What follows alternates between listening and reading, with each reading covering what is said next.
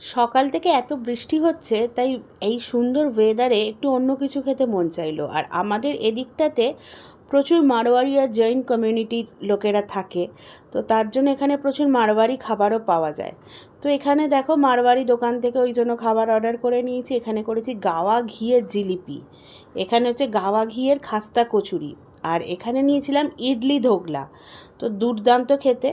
তো সেইগুলোই আজকে আমাদের প্রত্যেকে সবাই জলখাবারে খেয়েছি। আর সত্যি কথা বলতে কি, আমি আবারও বলেছি, আমার বর অদ্ভুত, ও এইসব খাবার একদম খায় না। ওর জন্য আমি কিন্তু সকালে ওকে স্যান্ডউইচ করে ওকে খেতে দিয়ে দিয়েছি, ও সেইটা খেয়ে চলে গেছে। আর আমাদের সকলের খাবার ছিল চায়ের সাথে জিলিপি, খাস্তা কচুরি, আর ছিল হচ্ছে এই ইডলি ধোকলা। তো এখানে বৃষ্টিও পড়ছে, এই জলখাবারটা জমে গেছিলো, কিন্তু এই বৃষ্টির মধ্যে আমি চলে গেছিলাম দোকানে। দেখো তন্দুরি মশলা, একটু সর্ষে পাউডার, পোস্ত, কিছু কিছু জিনিস আমার আনার ছিল, মটরের ডাল, তো তার মধ্যেই চলে গেছিলাম। আর এখানে দেখো নিয়েও নিয়েছি একটা আম। রাস্তা দিয়ে যেতে যেতে যে টলির দাদাটা যায়, সেই টলির দাদাকে দেখতে পেলাম, তার থেকে একটা আমও নিয়ে নিয়েছি। আর এদিকে দেখো আমার আনাচও প্রায় কেটে কুটে সব রাখা হয়ে গেছে, এবার শুধু রান্না করার পালা।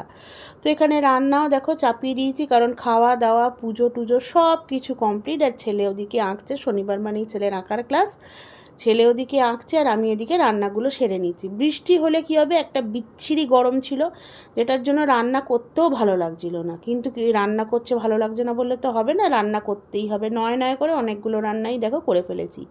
ভাত তো আছেই, এখানে করেছি দেখো মটর ডালের তরকারি, এটা খুব ভালো খাচ্ছে লোক, এখন আমার বাড়ির লোক এটা।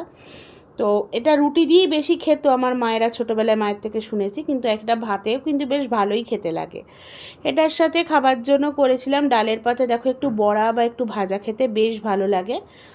তো এখানে দেখো ওর জন্য করেছিলাম আলুর বড়া আর বেগুনি। আলুর বড়াটা করেছিলাম ছেলে আর ছেলের বাবার জন্য, বেগুনিটা আমাদের জন্য।